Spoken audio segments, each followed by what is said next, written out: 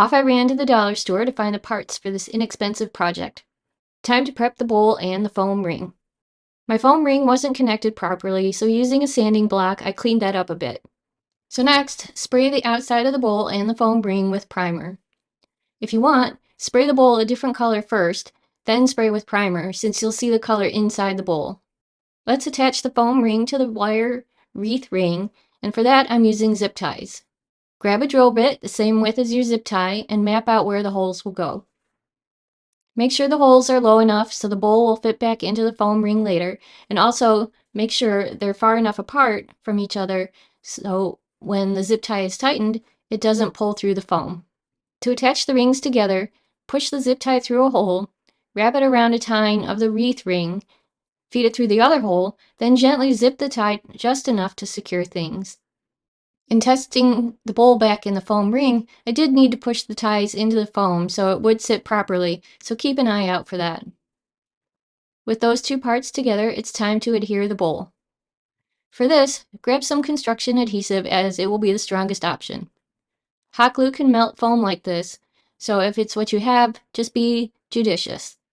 From the underside, squeeze on some construction adhesive and make sure you're getting it in and around the areas where the foam and the bowl meet.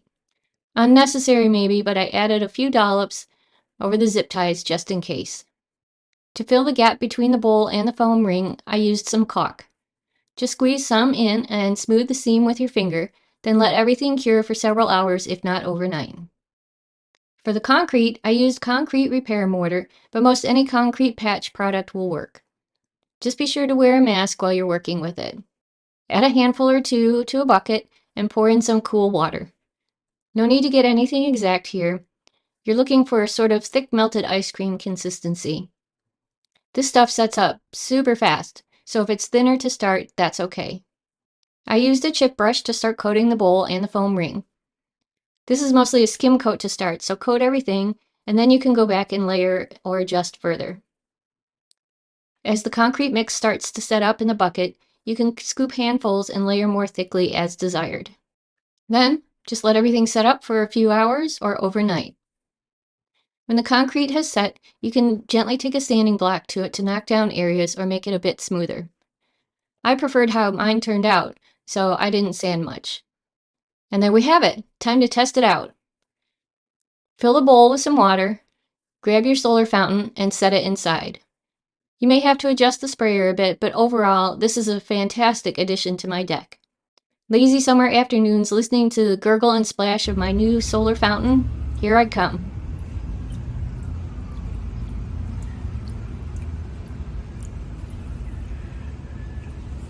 I grabbed 2 flower pots of different sizes from Dollar Tree to make this fabulous patio feature. I used 150 grit sandpaper to lightly scuff up the surface, then I wiped it clean to prep for painting. Then I applied silicone to a plastic lid and attached it to the bottom of the smaller pot. I siliconed all the way around the lid edge to create a waterproof seal. While it was drying, I grabbed some Rust-Oleum stone textured spray paint. I spray painted the outside of both pots and around the inside edge and let it dry overnight. I noticed some bare spots, so I applied a second coat. After the spray paint dried, I mixed ready-mix concrete in a separate bucket, following the directions on the bag. I carefully placed the wet concrete in the larger bucket. I placed a large rock in the middle to help take up space. The concrete filled the bucket about 1/3 full. It gets heavy quickly, so I did not want it to be any more full. I used a scrap piece of 2x4 to tamper down the concrete and gently jiggled the container to get rid of any bubbles and smooth it all out. After the concrete dried, I placed a plastic container in the middle so the smaller pot would sit higher up. I grabbed some garden bed pots from the recycling and used them to fill out the space without adding extra weight. Next, I placed the smaller pot on top and added river rock to cover the recycling. I washed another handful of river rocks, placed them inside the small pot, and filled it with water.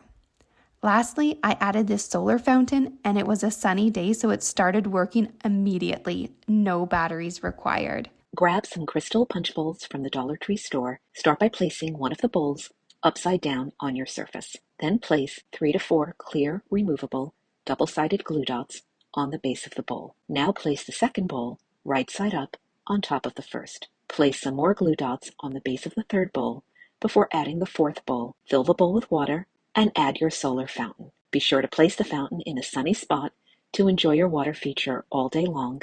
For today's project, I ran to my local Walmart and grabbed 2 matching pots, one bigger than the other. I wanted to beautify the front of the house and make it look just amazing with the water feature. First thing I did was level an area in the front that would be in direct sunlight and put the bigger pot in first. Next, I grabbed an old bucket that I really didn't need anymore. I was going to place it upside down into the bigger pot. The biggest thing you got to do here is make sure that it's centered.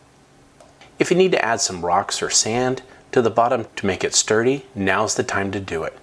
Next, I grabbed a flower pot base, one that was just slightly smaller than the rim, but I wanted to make sure that I turned it with the lip side down, and I'll tell you why later.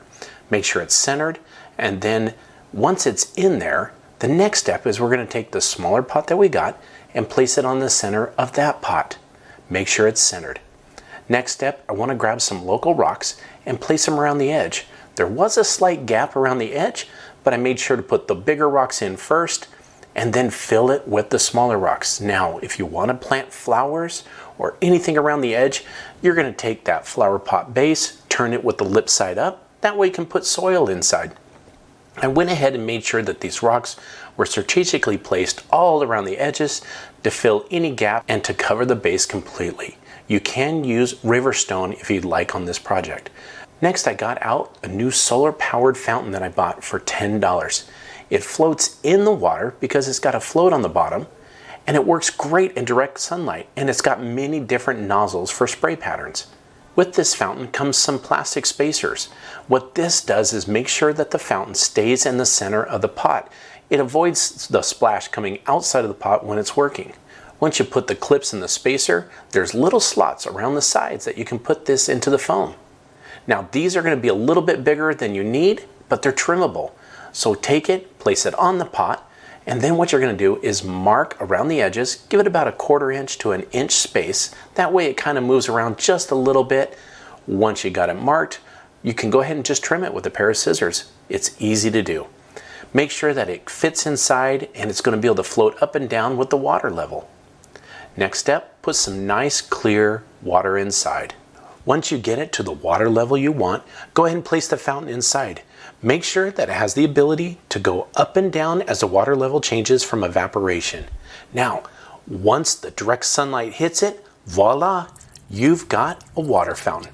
The most amazing thing about this is it's solar powered, so you can place it anywhere in your yard that it gets direct sunlight. No worries or cares about an outlet or cords running out underneath. I hope you enjoyed this project. We did, and we can't wait to see you again on Home Talk.